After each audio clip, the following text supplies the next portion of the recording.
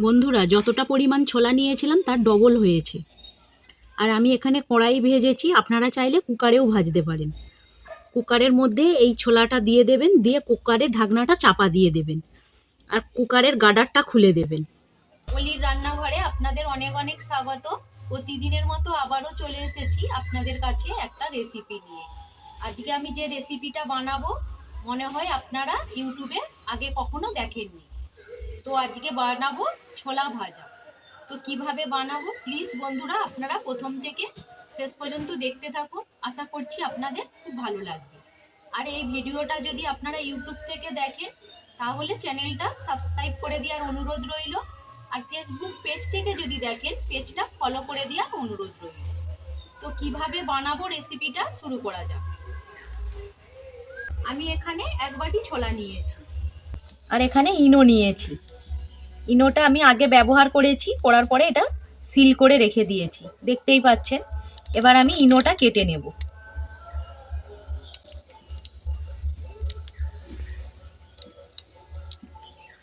ইনোটা আমি কেটে নিয়েছি। বেশি পরিমাণ ইনো লাগবে না, সামান্যই লাগবে, কারণ ছোলার পরিমাণটা তো কম।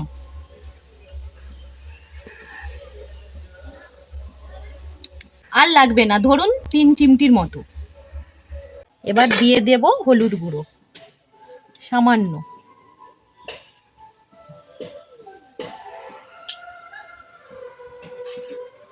আর দেব পরিমাণ মতো নুন।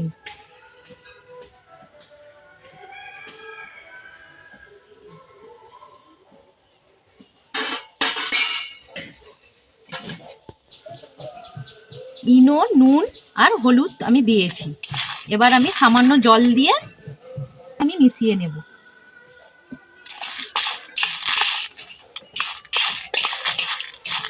আমি এখানে ইনো দিচ্ছি, আপনারা চাইলে খাবার সোডাও দিতে পারেন। তবে কি বলুন তো বন্ধুরা, ইনো দিয়ে বানিয়ে দেখবেন, খুব ভালো হয় ছোলা ভাজাটা। ছোলা 2 রকমের পাওয়া যায়, একটা ভিজিয়ে খাওয়ার ছোলা আর একটা ভাজা খাওয়ার ছোলা। আমি এখানে ভাজা করা ছোলাটা নিয়েছি। আর একটু জল দেব।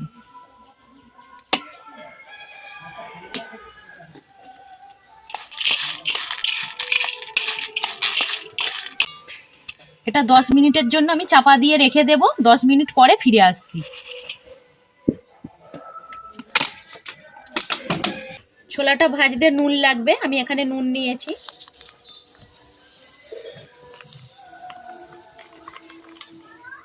আর দেব না।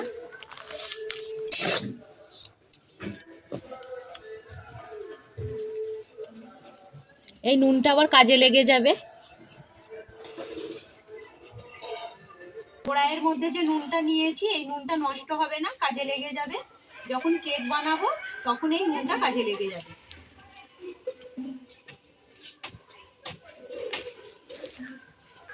উনানটা ধরিয়ে নিয়েছি। এবার আমি কড়াইটা বসিয়ে দেব।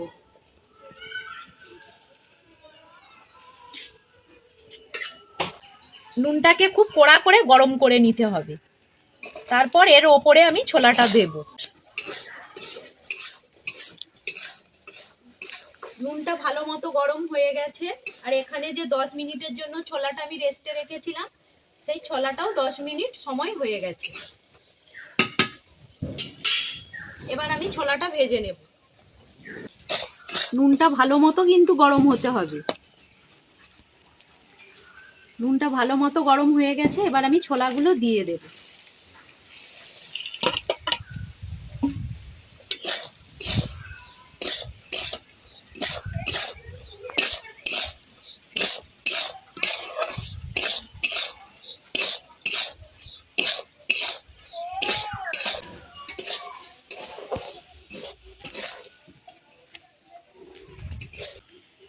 বন্ধুরা দেখুন, সামনে নারকেল গাছে কেমন পায়রা পাখি এসে বসেছে।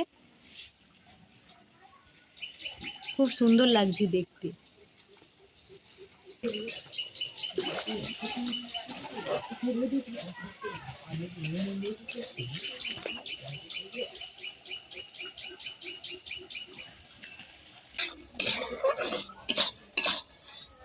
এবার চাপা দিয়ে দিতে হবে।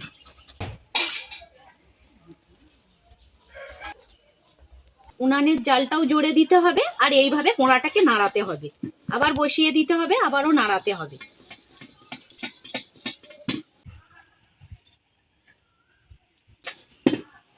ছোলাগুলো যে ভাজা হচ্ছে ফটফট করে আওয়াজ হচ্ছে। এবার আমি খুলবো। দেখতে পাচ্ছেন বন্ধুরা? আবারও একটু চাপা দিয়ে দেব।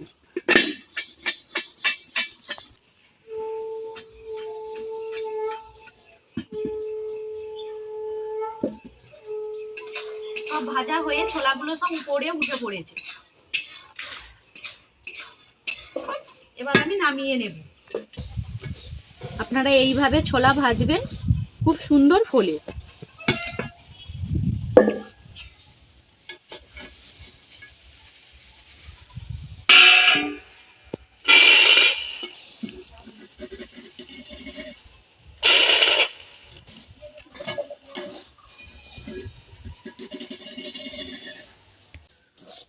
এবার আমি কড়াইটা নামিয়ে নেব। দেখতে পাচ্ছেন বন্ধুরা ছোলাটা কতটা ভালো ভাজা হয়েছে, আর ছোলার খোসাগুলোও ছেড়ে গেছে আপনা থেকে।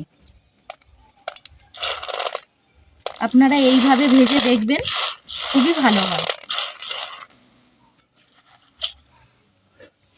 বন্ধুরা যতটা পরিমাণ ছোলা নিয়েছিলাম তার ডবল হয়েছে। আর আমি এখানে কড়াই ভেজেছি, আপনারা চাইলে কুকারেও ভাজতে পারেন। কুকারের মধ্যে এই ছোলাটা দিয়ে দেবেন, দিয়ে কুকারের ঢাকনাটা চাপা দিয়ে দেবেন আর কুকারের গার্ডারটা খুলে দেবেন। তারপর নাড়াতে থাকবেন, দেখবেন ছোলা ভাজা রেডি। বন্ধুরা ছোলা ভাজাটা কেমন লাগলো আপনারা কমেন্ট করে জানাবেন।